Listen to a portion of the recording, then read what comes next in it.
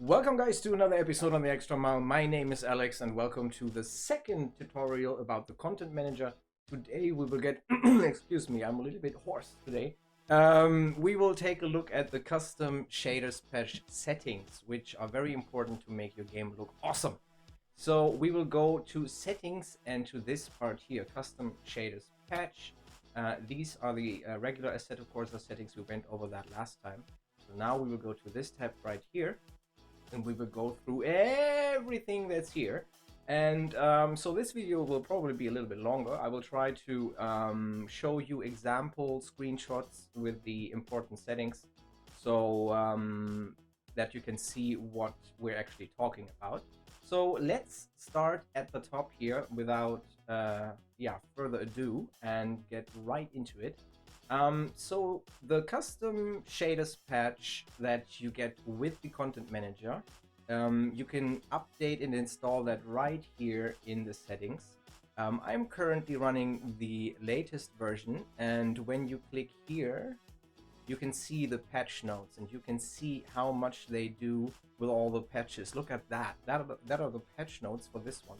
So that's what I love about this software. It's not just set in stone. They're constantly improving it and constantly working on it, which is really nice to see. So I'm currently running the latest patch right here and I don't have any issues. If you run into any performance issues or something, it might make sense to go to the recommended stable version, which is this one, but I didn't have any issues with that. So if you want to install it, it's super simple. You just click here and it's installing automatically, and it just told me downgraded successfully. If I want to go back to the latest version, I just do that, and that's pretty much it. So this software really makes it very, very easy. So now we're getting to the cars configs and the textures and all that stuff right here. And I'm not super sure what each of these settings do, but they improve your experience. I think here we have specific tire and turn signal updates. But in any case, what I do, and that's also the default setting, is to activate this, install automatically. So when you load up a certain car and track combination, Jesus, talking is hard today. I've talked a lot at the job. So if you load up a certain car and track combination, these will be installed automatically. The software automatically checks the database, see, oh, there's a certain car config available for this car, let's download it, or for a certain track, let's download it, and it does that for you automatically, so you don't really have to worry about that. Same goes for the car's textures, install automatically. That's the default setting. I would just leave it at that. Same for this. This is per vertex ambient occlusion data, which is, those are a lot of big words, and I have absolutely no idea what that does. It makes the game look prettier, I assume. Again, install automatically. You can just leave it like that for all of these. These are backgrounds for the loading screen, not super important. And again, install automatically is checked, so it will look a little bit prettier when you load up the game.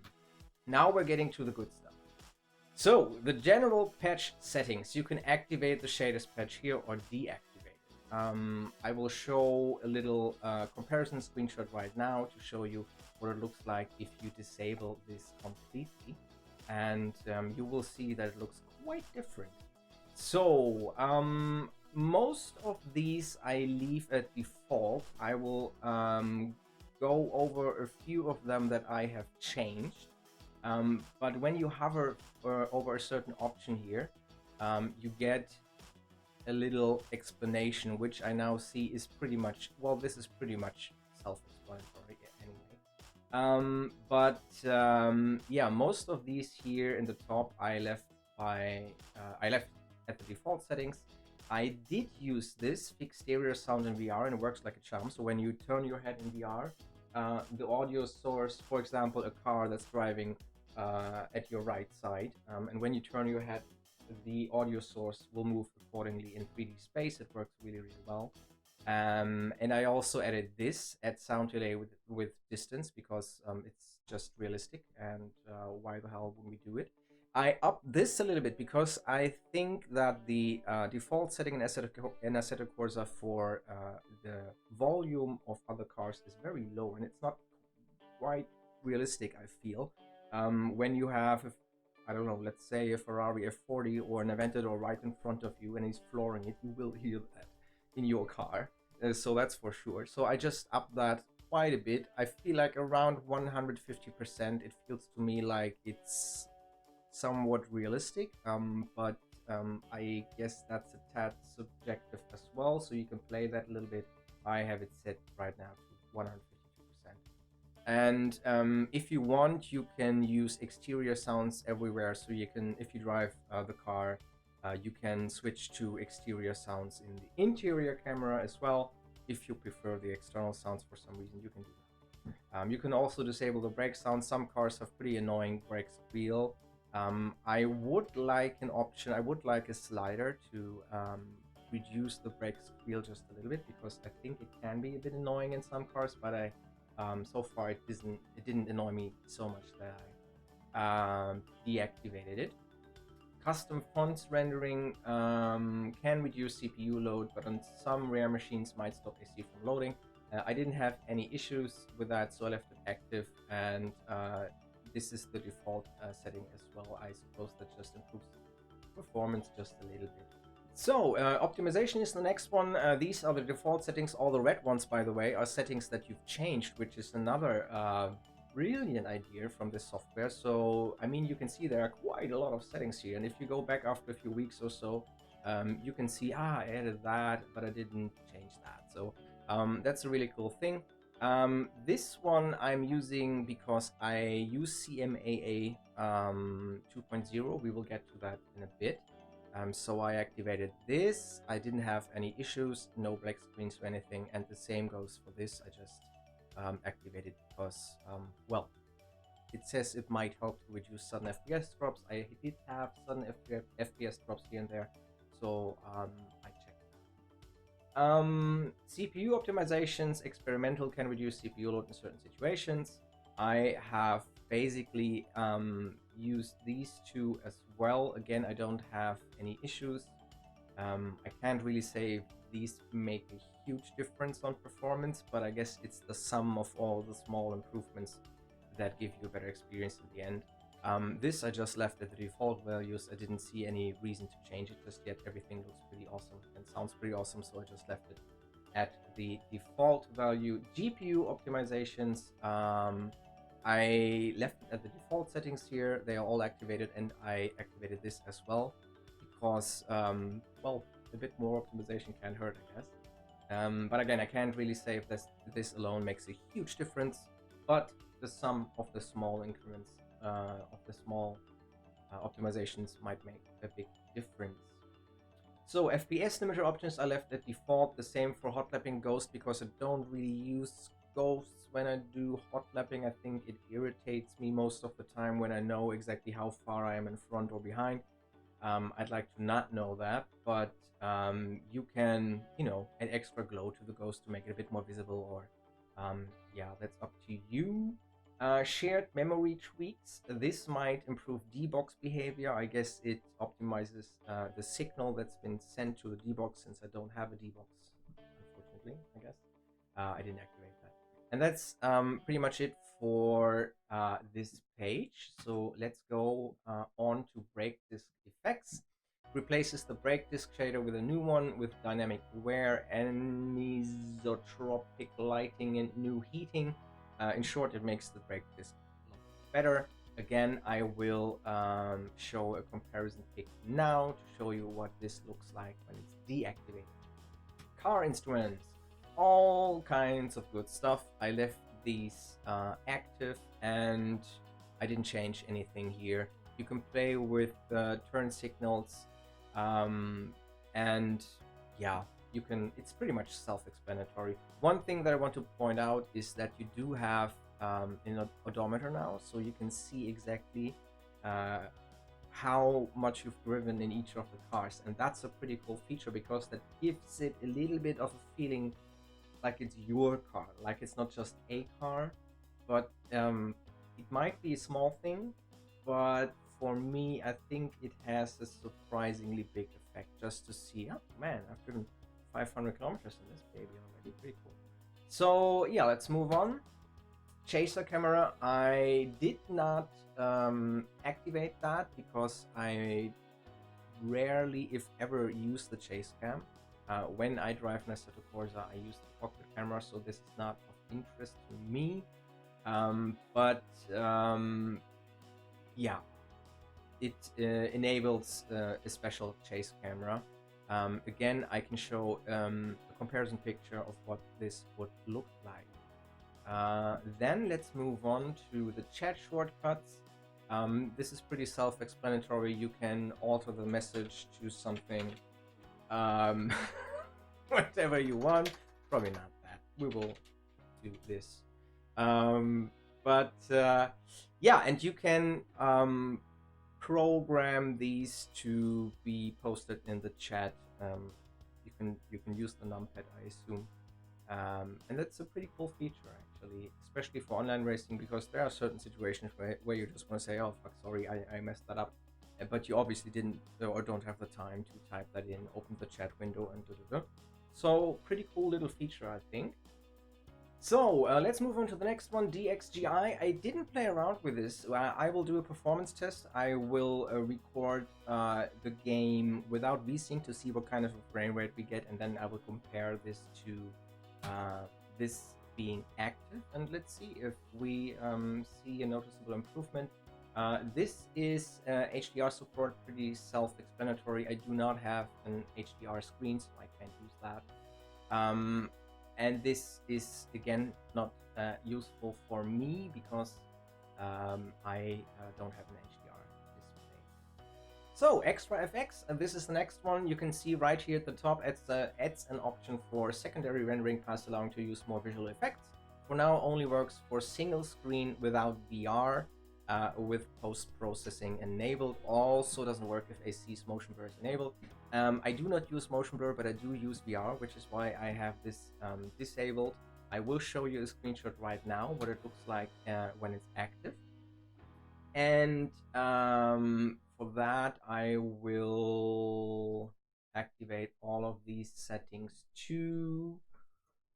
So, okay, so we see a nice different sparks, simple light bounce. Well, let's activate all of that. Why the hell not? And then I will show you a comparison screenshot right now, what that would look like if it's off and if it's turned on, and you can decide if that is worth it. Fake shadow FX, I deactivated this. It probably doesn't use a lot of performance, but since I've been using VR recently here in Assetto Corsa, I wanted to save every bit of performance that I can get. I deactivated it. This is pretty cool. It's just a shadow that gets a little bit smaller and more transparent when the car is in a jump, so it looks a little bit more realistic.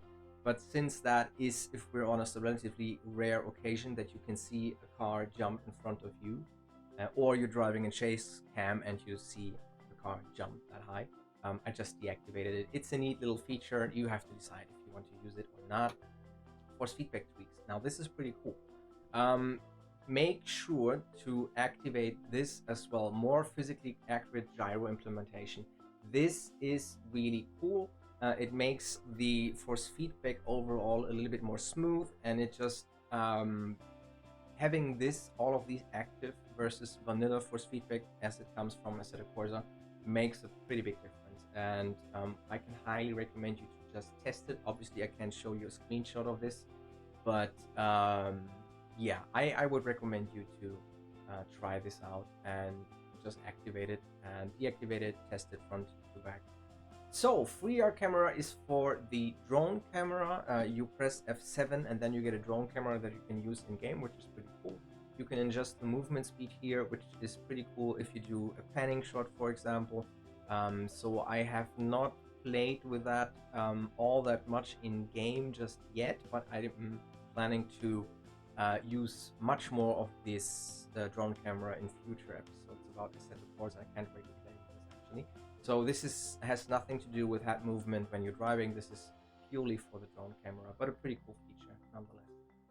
Graphics adjustments, again, I did disable that for now because I wanted to press every frame out of the game that I could get for VR, but I will show you what this would look like active and deactivated so you can see what kind of a difference it makes in 2D at least.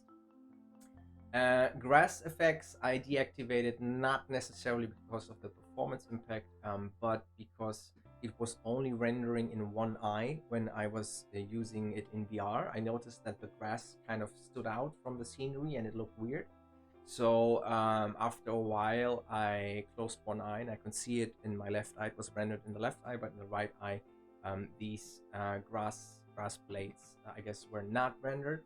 So that's why I deactivated. It might be fixed with a future patch, who knows? But for the time being, I deactivated it. I will show you what it looks like in 2D when you activate it right now, so you can make your mind up if you want to use it or not. So, graphical user interface, new apps made possible with IMGUI. Various tweaks, more features will be added soon. So let's actually jump in game real quick and just take a look how that exactly looks like. First thing that's really cool, you can pin apps. So things that you use frequently, you can pin them at the top so you don't have to look through, okay, where was my render stats, something like that. You can pin them, which is really, really cool. Here we have separate app categories. So this is your apps. Here we have AC apps. Those are the vanilla AC apps. Here we have the developer apps and the patch apps. So this is all the stuff down here that comes with the content manager, and these come with the content manager. So let's go, for example, to Sol config. I will not go through these in detail just yet. We will do separate episodes. I just want to show you a few of them that stood out for me and that I used. Alright, we will start with this one, Sol config. We will go over the detailed option here in a separate video because there's a lot that you can do. Again, thanks to Alf Stewart for going through this with me. We spent, I think, about a good hour a few days ago going through every single page here. There's a lot that you can do, especially when it comes to the night sky settings. And we will go through this again in a separate video because this would be too much. We will do one video that is exclusively about the skybox settings. So that's what you can do here. And Nerd Sky Adjust, there's a lot that you can do. So let's just, as an example, we can look at the sky right now. So we here have our Nerd Sky Adjust settings. Let's just play with the saturations. Look at that. If I would say, okay, this is a bit extreme, but let's say I want a little bit more saturation. It's not blue enough for me. It looks a little bit washed out. Then you can adjust that. And actually look at that, the 120. I think that actually, I like that better. So whenever you adjust these settings, it reloads the sky, so you don't have the exact same sky to compare. Just keep that in mind. But I think that might be a little bit too much, but I will leave it at 115. I think that looks pretty good. So that's the kind of stuff that you can do here. You can spend really a lot of time to fine-tune the output image to your liking, to calibrate it to your monitor specifically or your VR headset, and you can adjust it. It's really, really nice. There's a lot of fine granular control that you have over the image. Really, really good. So again, we will do a separate video about this, about the Sol config settings, about the skybox and how you can change everything. And we'll go to each individual page, but as you saw, there are 20 pages here, so that's a little bit too much. So let's continue with this one, plan selector. I have not played with this too much, but you can switch to different weather settings and just check out what they would look like. Let's go. Oh, look at that sky. Look how beautiful that is. Look how beautiful that is. That's so awesome. Let's actually switch on the headlights. Oh, I like this. Let's go to the next one, Sol weather. This is pretty cool. You can change the day and the daytime basically. So look at the headlights, guys. Look how awesome that is. And they're not digital. They blend in. It's awesome. It's awesome.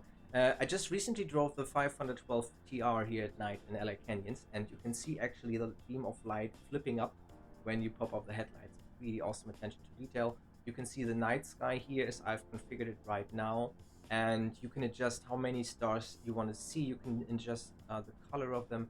I added a little bit of color to them, as you can see here. Some of them are a bit different. I think it looks pretty damn good as it is right now. And you can set basically the time of day. So when we adjust it, you can see the time here.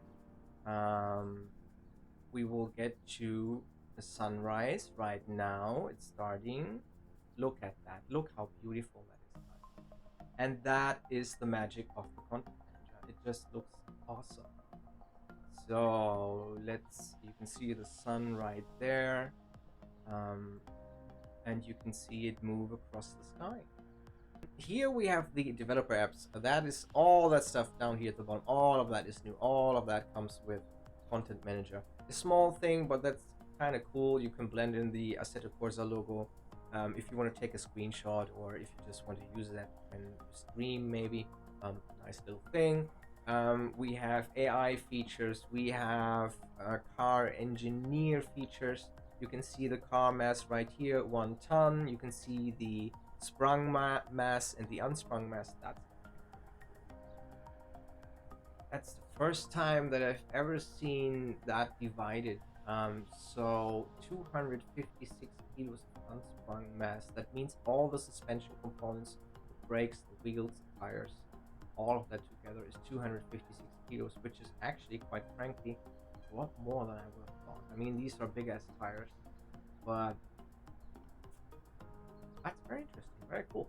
So yeah, a lot of good stuff to discover. I would advise you or recommend you to just go through this. Again, if we would go through all of them in detail, then this video will be 100 minutes long or more. So again, we will make a separate video about these settings, because otherwise this would be a little bit too long. I just want to point out that these are the apps that will be added through that menu that we've just seen in Content Manager. One app that I want to show you though is this one. This is the driver performances app. Let's go back to the inside camera. As you can see there, you can measure times. For example, 0 to 100 kilometers to 0 distance. It's really amazing. For example, if you drive a mod car, let's say you drive a tuned S2000, it's pretty cool to know what it does 0 to 100. So I really like this feature. Let's give it a try here. Oh my god, this is fast. So 0 to 100, 2.2 seconds it just, or 2.55 seconds it just set there, which is pretty insane. But yeah, I love this little feature, driver performances. One of the neat little things that you can do with the content manager. So and here we have a very important setting for your headlights. So I have this extension active, as you can see. Headlights on interior. This is the first thing that I've changed. So when you drive at night and you drive against AI cars, or maybe against other people online, sometimes when they drive behind you, their headlights will light up your interior. And sometimes that effect can look a little bit drastic, a little bit digital. So I reduced that to 50%. That was the recommendation from Alf Stewart, and I followed it, and I think it looks a lot better. But again, you can adjust these to your taste a little bit. And the other one is headlights whiteness. So this is the whiteness of the beam of each of the headlights, and in default, the default setting is 100%, and they don't look that realistic because they don't illuminate enough space. So having that at almost 200%, that looked pretty damn realistic to me. I have not tried this one yet. I will activate it and show you a comparison screenshot right now to see what it looks like with dynamic shadows or not. But since it already says that this is pretty expensive, I haven't played around with that just yet. I did not use any of these performance tweaks except for the default ones here. I just didn't see the need to do that, especially this one, enable lighting and reflections. This might be cool for screenshots, but Reflections are pretty expensive anyway, so I just didn't use that. This is specific for the Logitech G27. I am not quite sure why I still have that active, because I don't have the Logitech G27, but if you have one, you can switch that on. Neck FX. With this extension, camera looks at apexes, can follow steering into a moving direction. Basically, your 2D in-car camera will follow or will react dynamically to what you're doing. Okay, you can see the effect right here. When I turn left and right, the camera pans a little bit. I think I actually like that. I think I will keep that. Let's see, does it look to the apex? It does. Oh yeah, it does, I think. Let's try. Keep my steering straight, and look, the camera moves to the apex. That's pretty cool. It feels pretty natural too. Let's try again. Let's try again here. Yeah, it looks to the apex automatically. That's pretty sweet. Alright, let's jump back to the menu and see what else we have. So, new AI behavior. Adds new AI behavior in track mode, creating seemingly endless traffic and allows to drive wrong way in practice or track day. Doesn't affect online. Hopefully more stuff will be added later. I have not played around that much with it just yet, to be honest. But I mean, the description is pretty much self-explanatory. I do have it active because it can't hurt to have good AI. So you can try playing without this active and with it, but improved AI can't hurt, I would say. New loading screens, yeah, pretty much self-explanatory. Don't have to say a lot about that. This is pretty cool. Nice screenshots. Changes the algorithm AC uses to create screenshots, adding accumulation, anti-aliasing by taking several shots at once and blending them together, which is a pretty cool feature. While edit smoothes out motion blur as well, and if needed allows to create somewhat acceptable super resolution screenshots. Works better without multi-sample anti-aliasing and with limited post-processing effects. I do have that active. That's if I understand it correctly, for the photo mode that you can access in game. Pretty neat little feature. Just makes your screenshots look that much better. Particle effects. This one is an important one, so we have to spend a little bit of time on this. I have the default settings for this part right here. This is bits of tire laying around. This is pretty cool. So after a while, these little bits of rubber accumulate at the track edges. I do not have that active, but because it again might cost a little bit of performance, and I currently have optimized this for VR, but it's just a little detail that adds to the overall look of the track after a race or during a race. So this is something that I have deactivated because let's activate it and I show you the dirt and bits of grass. I think they don't look, and there's, I don't know, I think it's just a little bit too much. Let me show you right now. Let's go to the drift track, and there you can see it, and you can also see the beautiful smoke effects. But yeah, you can see those particle effects. I personally, I don't. Wow, holy crap. Okay. Take it easy, car. But yeah, it's just a little bit too much for me. I don't really like them. So there you can see them pretty well. So that's why I've turned them down. Sparks I have deactivated too, because sometimes they look a little bit out of place, like they're not placed correctly, and I can show you that in game as well. There you see them. Actually, that looks pretty good. I gotta say, that's when you're in the exterior cam, it looks pretty good. Yes, there you can see them. And I don't know, in the interior cam, I didn't really like them. I think exterior cam, they look pretty damn sweet, to be honest. I mean, look at that. That's pretty cool. But for the interior cam, I didn't really like it, which is why I turned it off. But personal preference, guys. You can decide that for yourself.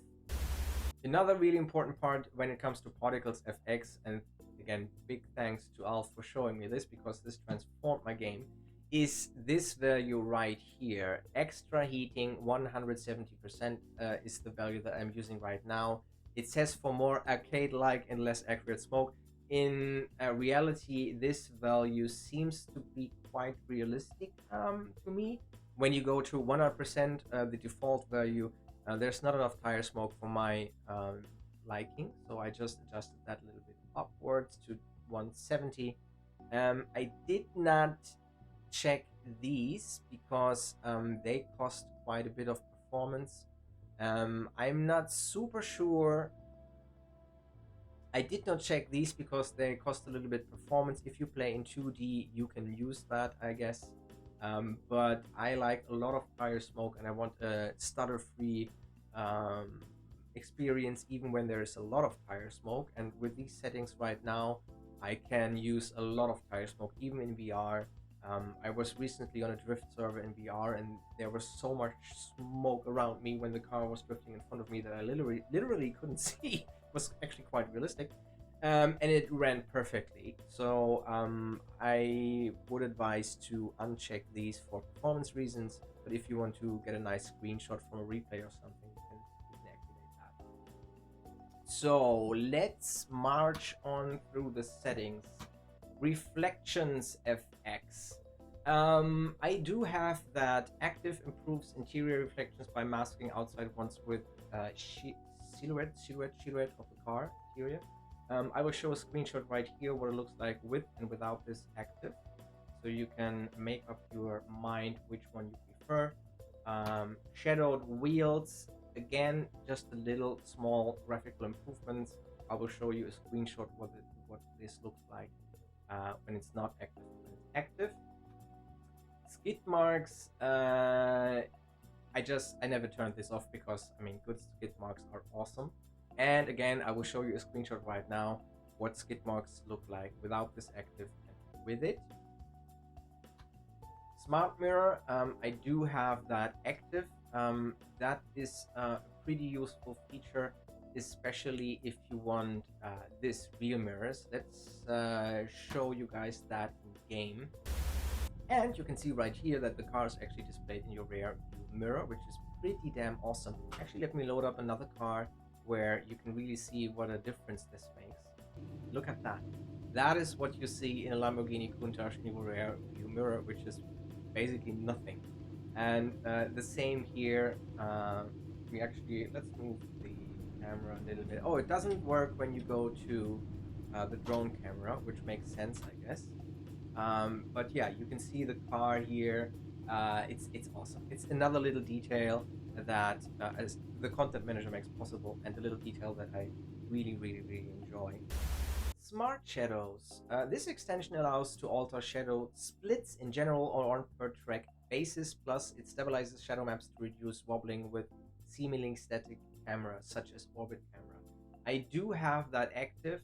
I did not try to deactivate this, but I will show you a screenshot with it active and without. Taskbar. New style for taskbar takes more space on a screen, but shows app names as well. We've seen that before when we went through the in-game apps. And you can customize what that looks like a little bit. You can change it in terms of its width, make it a little bit larger. As you can already tell, you can spend hours going through every one of these and optimize it. And some people maybe don't like it, and you will get pretty damn great improvements if you don't tweak that at all, even with the default settings already. But if you are the type that likes to optimize your game and tweak the settings, you can really spend a lot of time here and optimize your performance and experience in a visual sense. Adds little tweaks for tracks, such as adjusting amount of spectators to given race type. This is pretty cool. I have not played with that, or I don't really know what these are. I just left it at the default values.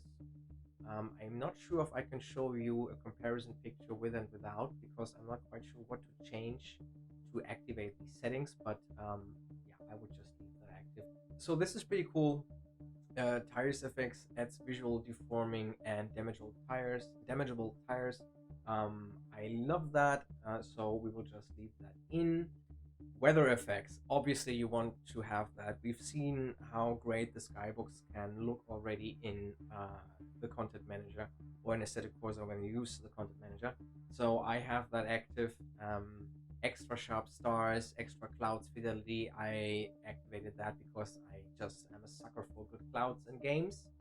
And yeah, that's pretty much it. I will show you a difference, a screenshot with this one turned off and turned on again, so you can see what the difference is. Windscreen effects blurs with speed shadows on the windscreen without noticeably affecting FPS, or if you find even blurred shadows to distract you, you can just disable them completely. And of course, for now, windscreen effects is used to draw raindrops. And I do have that active. I'm not super sure. I think this is the regarding the reflections that you see on the windscreen. You can see that right here. Oh, there you go. You can I should have known that from the beginning, that you can click on that little thing. So yeah, this is what this is referring to. Yebi said, extends Yebi's post-processing with more options and live reload for post-processing filters. I have that active, and I'm not quite sure what Yebis is, to be honest. I've noticed that I think there's an add-in game referring to Yebis, but I am not quite sure what this one is. Small tweaks, nothing specific, just some random tiny options require reload to apply. High driver in cars with H shifter in VR. That's actually quite interesting. High driver in cars with H shifter in VR. So the driver automatically, I definitely want that, because I don't want the driver to be displayed in VR anyway. So yeah, pretty neat little setting. So guys, this is it. We went through this one. Here are some general content manager settings. We can go through this pretty quickly. All of this is basically self-explanatory. If the content manager doesn't find your Assetto Corsa location automatically, which it did in my case, it always did it, you can add that here, or if you manually want to change it, you can add it here. Appearance, you can get a different theme. I haven't played around with this at all so far, but I think the default settings are just fine. For me, at least they were. I didn't want to or didn't see a need to change any of this so far, but you can go through all of this and see if there's something that interests you. I personally have not played around with this at all and kept it at the default settings, so quite honestly I can't tell you that much about this, but it is a little bit like the Assetto Corsa settings. Most of this is pretty self-explanatory, I think. So you can adjust that to your liking. And that is pretty much it. This is something that I've changed so that the quality is as high as it possibly can be for the replays. I adjusted the replay size to the maximum so I can save longer replays. I want to auto-save my replays. That is something that I personally edit, but this might be different for you. So replays, I'm not quite sure what the default value was here, but I'm using the highest possible quality and the longest possibly replay recording time. For obvious reasons, when I want to record a race, I don't want the replay to be limited to 10 minutes or something. And the rest I left default. Sharing, I'm not even quite sure what this is referring to. Share anonymous. Oh, you can share maybe replays to a Dropbox folder automatically. That's pretty cool, actually. But I'm not using that. I'm saving my replays locally, so I don't need that. So, and web, I have to be quite honest, I'm not quite sure what this is even referring to. Always keep important browsers alive, such as an SRS one. This is maybe for the time attack challenges so that your times are automatically uploaded to SRS, but I don't use that and I haven't played with it, so I'm here. I gotta be honest, I'm not sure what all of this does, but I just left it at the default value. I didn't see a need to change that. So all of these settings, Content Manager here, you can go through them and see if there's something that interests you, but I personally kept pretty much all of it default, and I currently don't see the need to change that. Next time we will take a deep dive into post-processing filters, which you can find here under the video settings. I am currently using Sol Extra, and we will just try a lot of different ones. I will maybe download the most recent half a dozen or more post-processing filters, or the ones that are the highest rated at Race Department, and just compare them. And maybe I find one that I really like, that looks very realistic. And that will be the content of the next tutorial. We will also do a tutorial about the skybox, specifically about the night settings. And maybe we will find another topic afterwards. But yeah, again guys, thank you for watching. I hope you found this tutorial helpful, and I will see you in the next video.